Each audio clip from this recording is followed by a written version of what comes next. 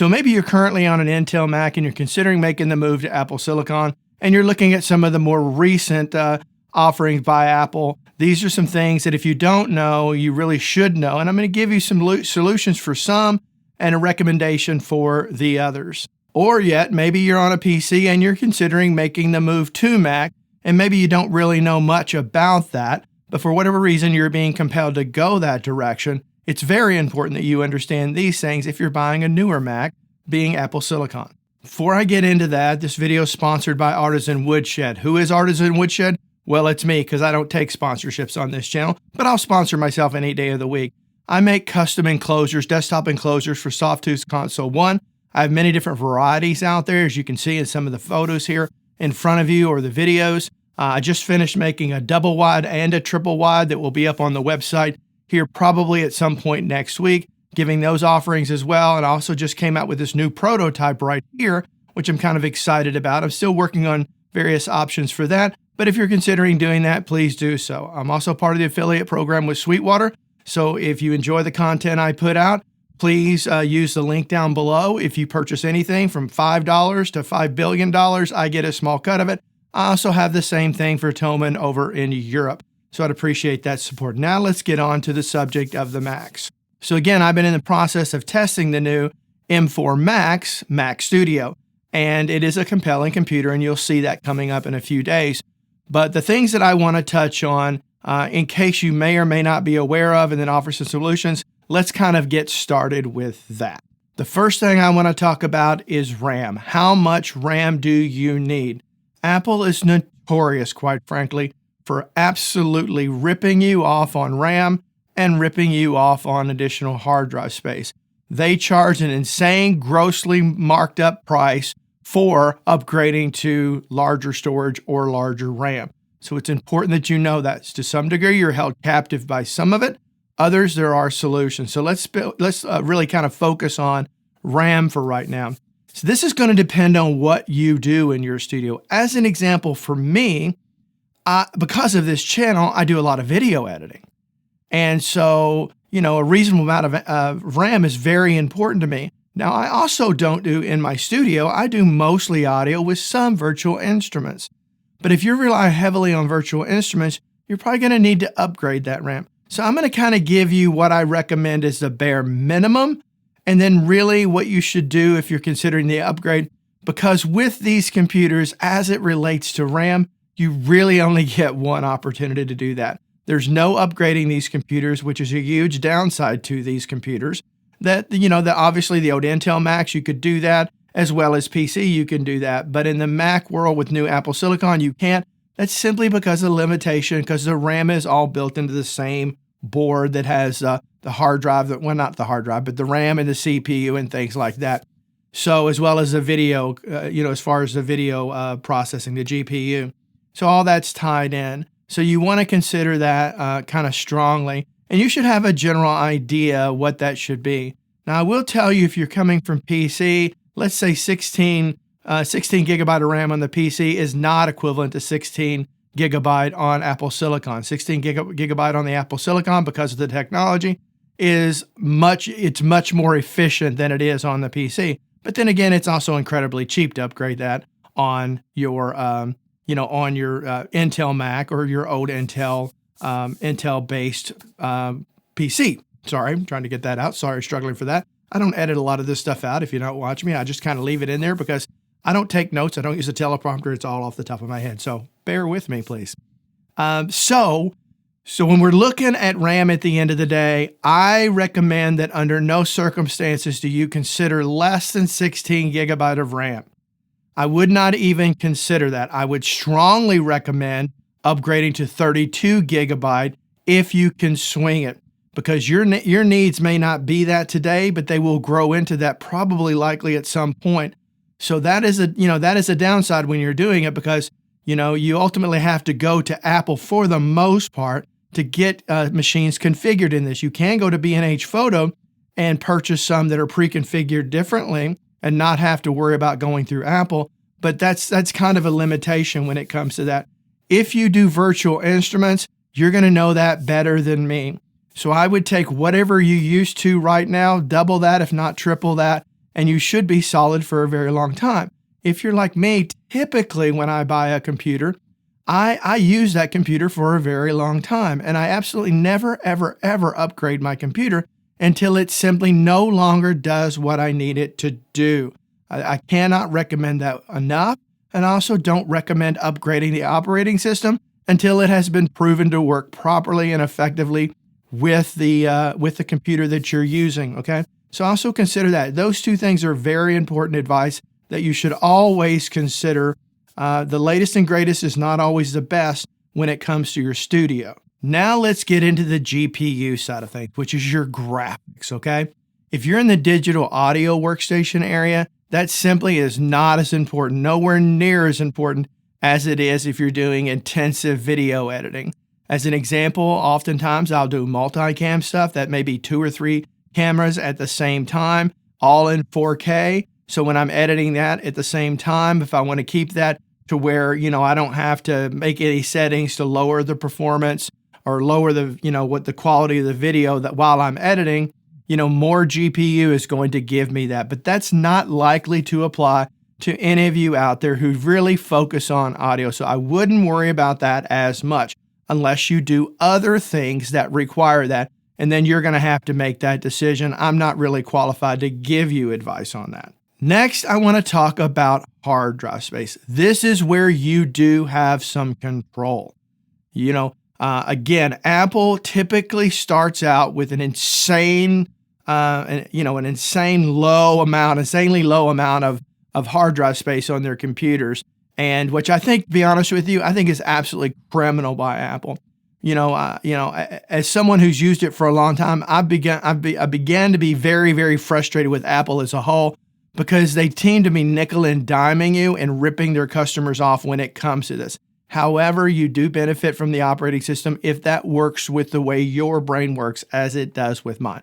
This is not a Mac versus PC argument. Please, let's don't get into that. Use what makes you happy. Use what makes you productive. Now back to hard drive space. One of the things that you can do, I would not worry about the hard drive space built into the computer. An exception to that might be if you're choosing to go with a MacBook Pro as an example, because you can buy an external Thunderbolt 5 enclosure and then buy a super fast NVMe drive to put inside of that and simply connect that via Thunderbolt 5. And when you do that, if you pick the right enclosure and the right NVMe card, ultimately that's going to actually read and write faster than what you're going to get on that internal Mac as of the ones today. That's always subject to change, but ultimately it's actually going to be faster and much cheaper. As an example, by going this route, you can upgrade to a 4 terabyte system drive, okay? A 4 terabyte system drive for less than $500. But if you go 4 terabyte with Apple, well, let's see, let me do the calculation in my mind. That's going to be $38 trillion, $480 billion, 600 million quadrillion. You get the point. Don't do that. The reason I say maybe you got to consider it on the MacBook Pro as an example is, do you want to always have to carry around an external drive with you? You have to decide that, because if you're like me, all of my applications and all of my core user files are not stored on my Mac. I move those over to an external drive and they run off that external drive, and I do that on 4 separate Macs here in the house because it's simply cheaper. Now, I don't use all 4 of those. I use 2 of them here, but then there are other family members that use the other 2, and that's just a cheaper way to do it and get more bang for your buck. So kind of consider that. I do have a video showing you how to do this. Try to put a link to it down below, but those are options for you as well. A lot of people don't realize you can do this, but you can do it, and it works absolutely flawlessly. I've never had an issue with it yet. That said, I honestly still think you need to start with at least a 1 terabyte system drive on your computer. And you said, Barry, why do I need to worry about that?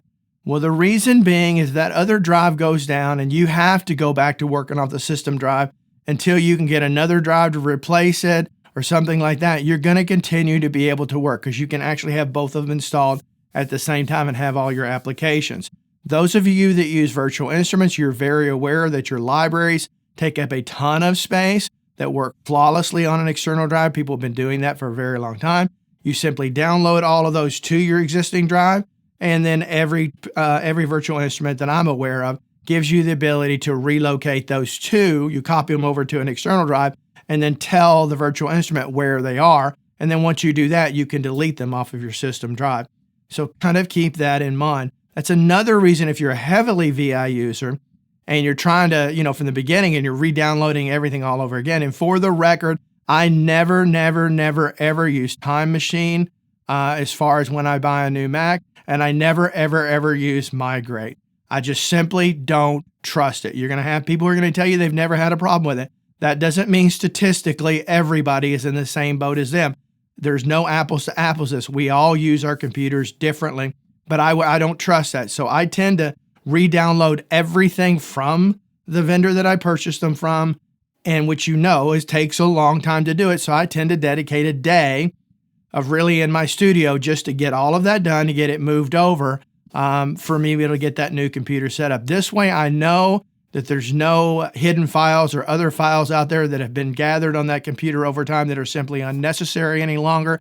Maybe you didn't uninstall things properly and that's still weighted down for other reasons. This enables you to start from scratch, which I always recommend. Lastly, the thing I want to talk about. I did a video on the previous version of the Mac Studio, knowing it was coming out, and basically said, don't buy it. Now, everybody just looked at the title of that, which is true. My advice was true. It was 100% accurate, so it was not clickbait, but you needed to understand it. But for whatever reason, very few people actually watched the video. They just commented on the title. I'll never understand that. But regardless, my point of that video was, whenever you buy a new Apple computer, it forces you to operate off the most recent operating system. It forces you to do that. You can't buy it and then downgrade to a previous version. So it typically takes all of your various digital audio workstations, all of your virtual instrument manufacturers, all of your plugin manufacturers.